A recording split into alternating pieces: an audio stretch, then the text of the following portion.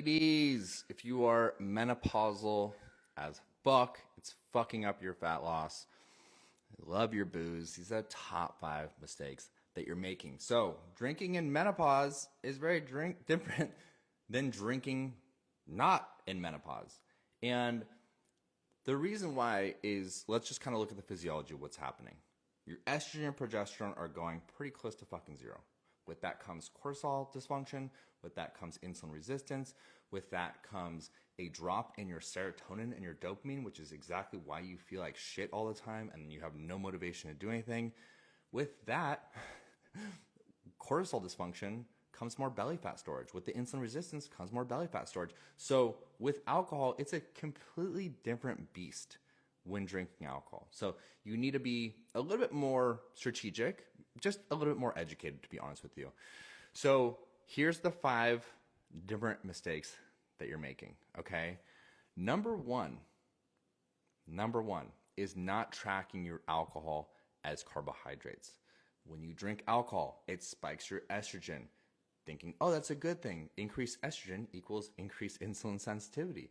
No, increased estrogen with the progesterone staying low equals estrogen dominance, which equals insulin resistance. So you spiking, right, is going to cause insulin resistance. Now, if you're not tracking alcohol as carbs and you're just eating more carbs throughout the day and then you're spiking your insulin resistance, that's not going to be a good recipe for fat loss, right? Insulin resistance, just to be reductive as fuck about what it is, it's basically when you consume carbohydrates, you store them as fat instead of energy. You start storing belly fat, it turns down your fat loss switch. It's not a good thing at all, right? So not tracking it as carbs, when we are tracking it as carbs, what it allows us to do is moderate the carbs the rest of the day so we can keep the insulin sensitivity higher. Okay, so that's number 1. Number 2, speaking of number 1, is not tracking your macros. Number 2, if you're drinking alcohol and you're not tracking your macros, you have no business drinking alcohol during your fat loss journey. I don't care what you say. Yeah, it's a pain in the fucking ass, right? And it's not a permanent solution. It's not a sustainable solution, but if you are losing fat, it is going to be the most effective and efficient way for you to actually lose fat. Okay, so that's going to be number 2, is actually tracking your macros. By the way, I have a free macro tracking guide if you want that. That is alcohol friendly. DM me alcohol macro tracking. I will send it to you ASAP. Don't comment in here, by the way. And I'll send that to you. Okay. So that's number 2. Number 3 is no alcohol detox subs. Alcohol is going to hit a lot harder in menopause. It's going to hit a lot harder. Okay. And circling back to number 2, why it's important if you're in menopause to track your macros more so than if you're not, is because you are very, very insulin resistant and your cortisol functions all over the place. And if you're not tracking your macros, we're not going to be able to stabilize that whatsoever. Okay, so number 3. That's number 2. Okay, number 3. So the alcohol detox subs for number 3, okay, that's going to be a lot more important than menopause. In fact, I would not just do the normal stack of N-acetylcysteine before you drink to help your liver do its detox job and the activated charcoal post-drinking that's going to mop up all the toxins, flush out your body. I would get a little bit more granular if you are in menopause. I would get some sort of probiotic in your system too. I would also, whether that's, Mary Ruth's gummy or whatever it is, probiotic gummy, not a prebiotic soda or anything like that. It's going to feed all the bacteria. It's no bueno. I would get some B complex. I would take a B complex after you drink. I would take some magnesium glycinate. Those are 3 things that alcohol does wipe out. Okay. I would also add some vitamin C. It's going to be a ton of free radicals, oxidation. You don't want that. It's not going to be a good thing. Okay. I'd also add some L-glutamine, right? Your cortisol dysfunction is going to cause that insulin is blood glucose all over, and that's going to cause cravings. You're in the pantry at 2 a.m. or at Taco Bell. Not a good solution. Okay. So that's number 3, is not taking the alcohol detox supplements. Okay. Number 4 is not giving a fuck what kind of alcohol you're drinking.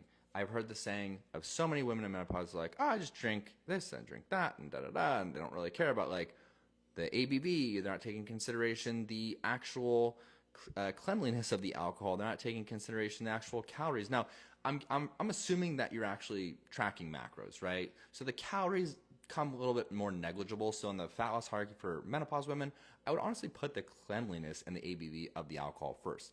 So ABV, the higher the ABV, the lower the fat metabolism. The lower the fat metabolism, higher the ABV. So we want to make sure that you are, choosing alcohols. Wine's always a good solution.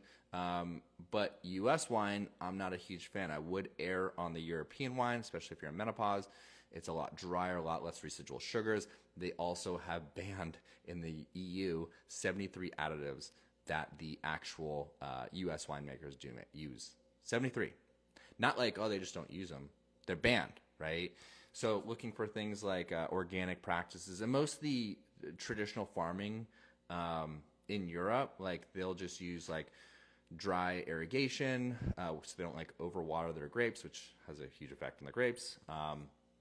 They won't use any pesticides, which in grapes, obviously, that's something I went over the Clean 15 and the Dirty Dozen. That is something that is going to permeate through the actual skin of the grape. So you're eating it. It's not a good thing.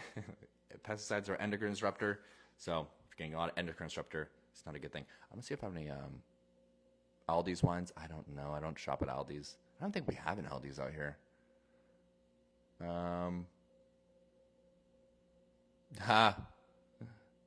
Sorry about that, Holden. Fucking ass. My bad.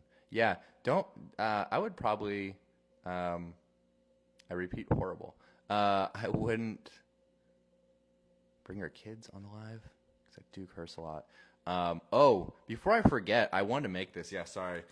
Before I forget, Don Julio. You guys, if you've been following me for a while, Don Julio, I talk so much shit on them. Them and Crap Amigos, because they're owned by Diageo. Diageo, the parent company, is like this huge conglomerate. They start mass producing. They water down the actual brands. They start, looking at slashing prices and how can we get the most profit and everything. Once they go less craft and more corporate, it just kind of fucks up the quality of it, which we've seen in so many different things. Don Julio, actually, shout out to them because they saw me talking all this shit and they reached out to me and they were like, hey, we want to talk about our product and like, I just want to let you know all these claims are false and da-da-da. I'm like, okay, well, there's actually like legal papers on it, but I'm open to listening for sure. So they reached out and they have like brand ambassador. They're going to set up a tasting for me actually next week. I'm going to do it live, I think, next Tuesday. Yeah, I'm going to do a live tasting. They're going to kind of talk me through it. I might do it live. I'm actually just kind of like see what they have. I'm just really curious on the third-party testing because they say all the reports on Don Julio, by the way, and I'll probably get to number 5, or I won't because I have to actually go pick up my kids. But whatever. We got 4 in there. 4 mistakes you're making in menopause. But Don Julio, they had a third party company, not Don Julio, a law firm in North Hollywood over here, actually where I live. They had a law firm do a third party testing on Don Julio and on Casamigos. And what they found was that there was 33% and 43% blue Weber agave. Now, to be considered actual tequila, you need to be 51% or more. They were 33 and 43. So they weren't even real tequila. This got widespread. Also, there has been like rumblings by agave farmers that they're getting like gutted by these big companies and like not getting paid, and it's all this shady shit going on. So it's just a little bit weird. I'm gonna ask a ton of questions and really grill them on like, where's the third party testing? Like, how do we know this shit's actually additive free? What's going on with these agave farmers? Like, why are you getting complaints? Like, I want to really get into it and kind of like really, kind of grill them and be like, why the fuck is this even coming up in the first place if you guys are so legit? Like, there must be something going on.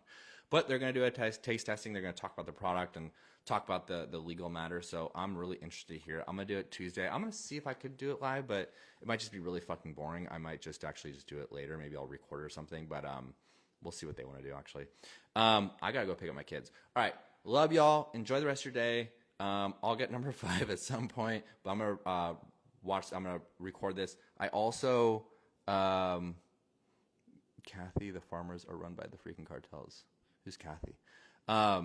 But yeah, I put these all on YouTube and I have a podcast I tear these all onto. So if you want to listen back onto it and you don't want to watch this video, if you're on Spotify or iTunes or wherever you get podcasts, go to Metabolic AF. That's my podcast, and you can listen to all these. And then I put them on YouTube as well, just like Dylan Conrad. But love you guys. Enjoy the rest of your day.